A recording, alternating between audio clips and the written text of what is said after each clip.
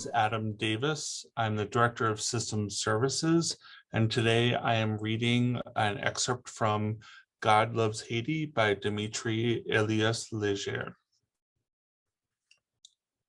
On a 5-meter high pile of gravel where a blink of an eye ago stood a grand airport and a dozen blue helmeted soldiers having a smoke and a laugh under a cooling shade away from the blistering Caribbean sun, a young woman in a torn dress and one broken high-heeled shoe sat on her elbows and cried. The world had gone white on her in a very unexpected and violent way. Not the tanned white of the skin tones of the Tuscan neighbors she expected to be sipping coffee with after a transatlantic flight. Her entire world had gone white, and she was still in Port-au-Prince, her eternally godforsaken hometown confused as hell.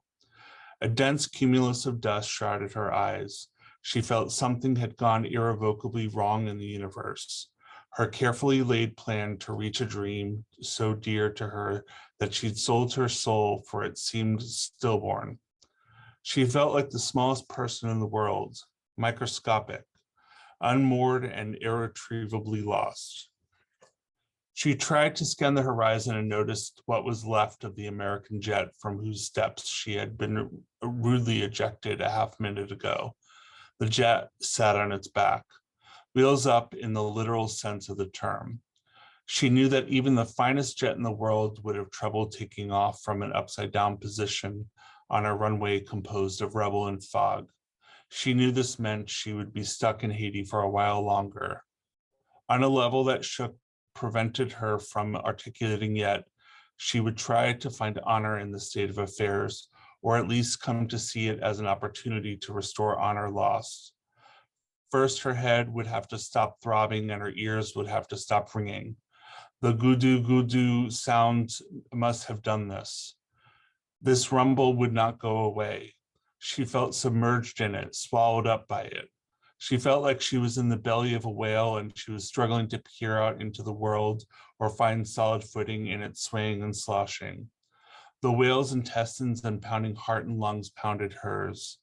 Was that an earthquake?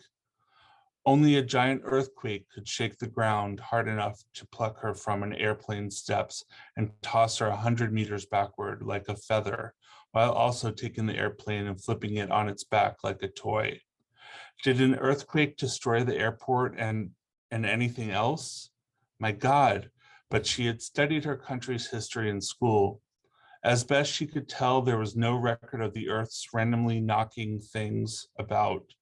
Granted, she had mainly studied Haiti's art history, particularly works of a spiritual bent, works meant to inspire, heal, and bring folks closer to God.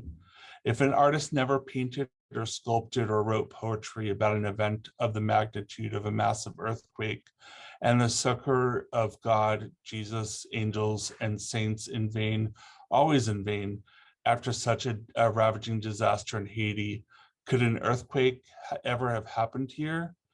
There have been deadly floods, famines, diseases, hurricanes, civil wars, and invasions in Haiti. That she knew.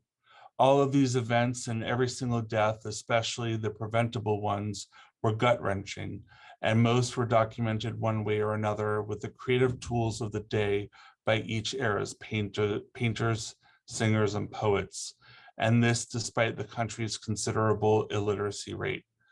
The artists almost always tried to celebrate the presence of heaven above by making light and preaching courage in the face of the limits of the human spirit and our fortunes here. It was easy for foreigners and the wealthy who felt safe on their perches to laugh at the believers, Natasha often thought. In the end of times, we'd be proven right. Those who laughed now would cry later. After all, it's easier for a rich man, blah, blah, blah. My God, am I dead? She thought. Is this hell? Heaven? Could time have run out on me before I'd painted my Sistine Chapel, before I'd made things right with Alan, the man I loved but left for a wealthier man? Natasha was about to blaspheme. She resisted the impulse, barely. She sensed on a primitive level the scale of the rupture in history that had taken place. It frightened her. Her arms and legs and feet were caked with dust. So were her lips, face, and false eyelashes. With no warning, something had transformed her into a Caribbean version of a lava-caked citizen of Pompeii, and she was not alone. The moans of wounded men and women, both inside and outside the airport, which had been faint and distant, grew closer and louder. Jesus, Jesus, Jesus, Jesus, they said. Mon Dieu, they wailed. A pearly bead of cold sweat trickled down Natasha's temple. She decided to get off the pile of rubble. She'd read somewhere that earthquakes were known to generate aftershocks. Who knew how long she had been knocked out? Who knew how long she had before the earth betrayed her trust again? She had to get moving before an aftershock transformed her debris pile from a throne to a coffin. Gingerly, Natasha moved her ass down the pile of cement, cheek by cheek, hand by hand, gripping rock and once the face of a dead man whose head, judging from how easily it rolled around, had been separated from his body. Finally, she stood on terra firma, whatever that meant at this point. She took stock. Her right knee bled and her left ankle hurt terribly. She still couldn't see beyond 2 meters in front of her. Her ears still rang with a pounding roar, like a misting rain. Moans, oh my gods, and cries from help floated in the air. The voices glancing touch felt like being pricked by ice, and breathing in the heavy air stung Natasha's lungs.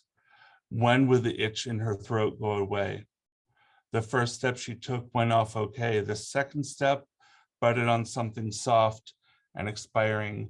A man in a pilot's uniform with half of his head missing stared up at her. As a child, she'd worshipped airplane pilots as though they were angels, angels who ferried people off her island and into the endless blue sky in hulking metal contraptions that only God had to know how they managed to stay aloft. If these men could foil Haiti's gravity, why couldn't I, Lord?